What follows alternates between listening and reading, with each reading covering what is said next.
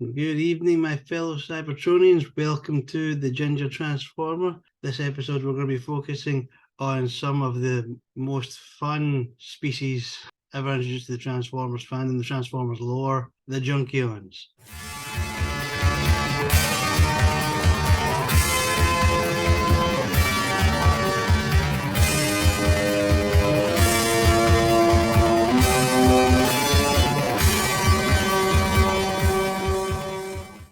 You can't not like these guys. Their head cases is fantastic. The Junkions.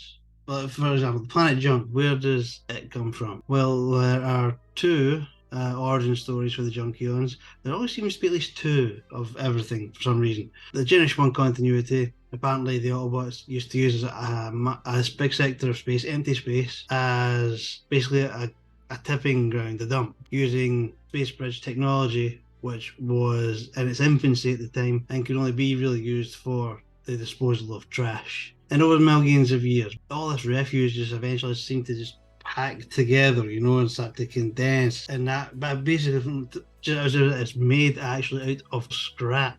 Now, the Junkions, we get no origin. I have my own personal theory that Wreck-Gar crashed there a long time ago. It screwed with his memory, and he just thought Junkion was home. So as we've seen, the Junkions can build new soldiers, new people that well. They can even bring back the dead. They did it with Ultra Magnus in the Generation 1 movie. So I think he was just lonely and just built the race. People would think that the first time we see the Junkions is in the Transformers the movie, the animated movie from back in the 80s. But Dreamwave brought Wreck-Gar into it slightly earlier, between season 2 and the movie itself. Megatron, through a series of unfortunate events, has been once again blown into space. Wreck-Gar finds him, brings him on board his ship, takes him back to Junk, nurses him back to health, reactivates some drone seekers, gets his army ready to go to once again launch himself back in the universe, thinking that Megatron is going out there to fight evil. He thanks him, he says he couldn't have done any of this without him, and then runs him through. And Wreck-Gar is seemingly dead. But as we know from the movie itself, Junkions are very hard to put down and probably a lot harder to kill. Now, after that, Dreamwave died. So there was nothing else there until we get to Transformers the movie. The Junkions at this point see a massive, partially destroyed Autobot ship come crashing down onto the planet, and they go to investigate. Unlike before, they're not very trusting of these giant robotic beings. And they all pop up from the ground, start arming themselves, getting the guns out, and they hold off fire because obviously Galvatron, Cyclonus, and Scourge and the Decepticons come to Junk to find the Autobots and kill them all. And they observe this. They observe the fight between the Autobots, Decepticons, and the destruction of Ultra Magnus. And then they pick their time to shoot. They pick their time to reveal themselves to the Autobots. Once the Autobots have dug themselves out of where Ultra Magnus basically buried them to keep them safe from the Decepticons, and instantly attack the Autobots, swinging maces and axes, and the Autobots are just going, oh fuck, again. Eventually, Springer's quite lucky. He's able to pick up a steel beam during the middle of a fight with Wreck-Gar and knock him out.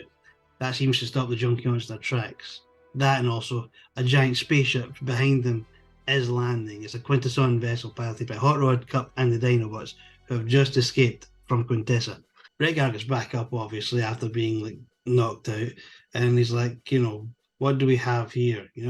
And Hot Rod, of all people, has remembered something Cup taught him earlier in the movie. He actually remembered it, and he comes out and he says a universal greeting, offering a bit of energy, and as you do, Wreck-Gar takes a tree. To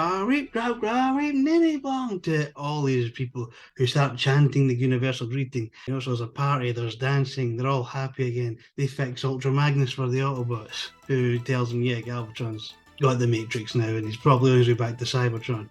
Junkions, they just say, we'll help. Wreck-Gar unveils this giant ship that they've got, and both the Junkion ship and Quintessons ship take off towards Cybertron. There, the Junkions engage Unicron along with the Autobot forces and the beleaguered at this point Decepticon forces, who are under siege by Unicron in his robot mode, this Titanic mode.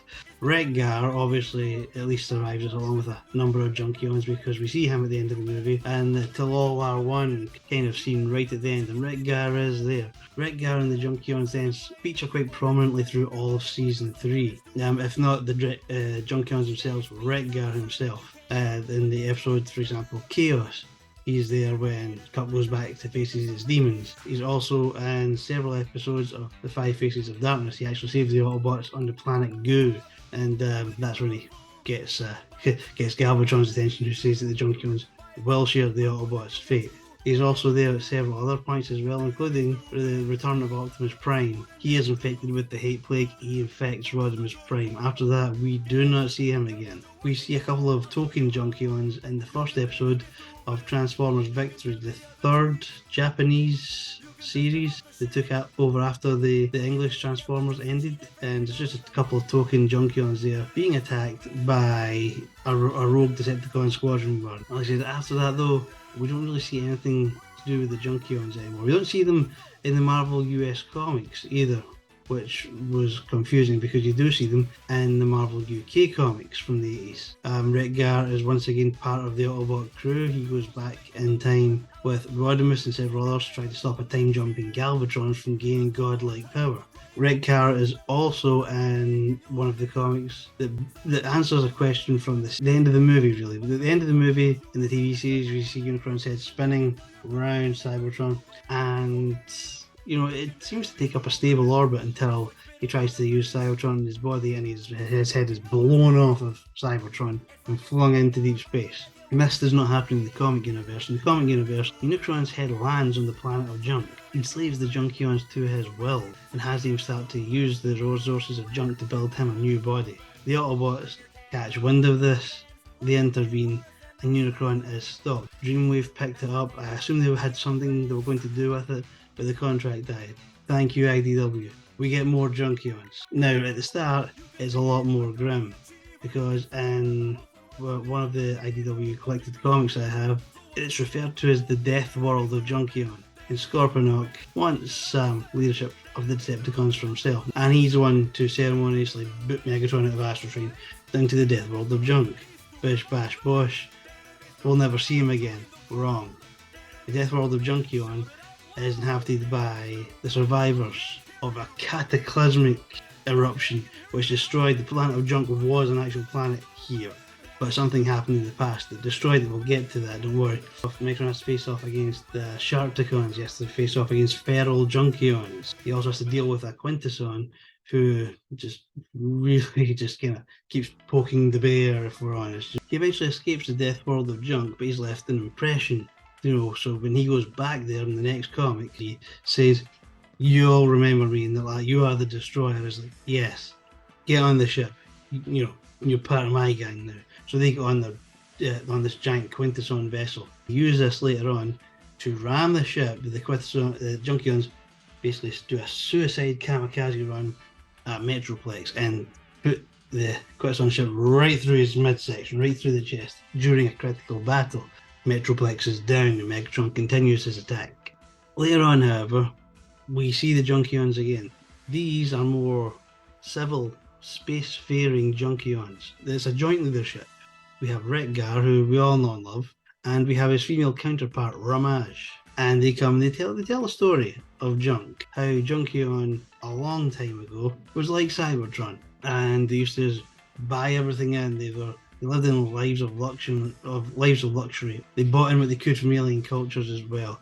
They loved it until what happened to Cybertron had happened to Junkion. They ran out of energy. They had to start selling off stuff that they had. They eventually ran out of stuff to sell. They had nothing else to sell. There was no energy. And it was around about then some sort of cataclysm happens that basically destroys most of the planet Junk and leaving the kind of crescent-shaped planetoid that we all know from the 1986 movie. But that's pretty much all the Junkion lore. Hoping you have enjoyed that. And the next episode I do will be on those ancient, devious, maniacal beings, the Quintessons themselves, the creators of the Transformers. And until then, ba weep, grana weep, ninny bong. Keep on trucking, and I will see you next time.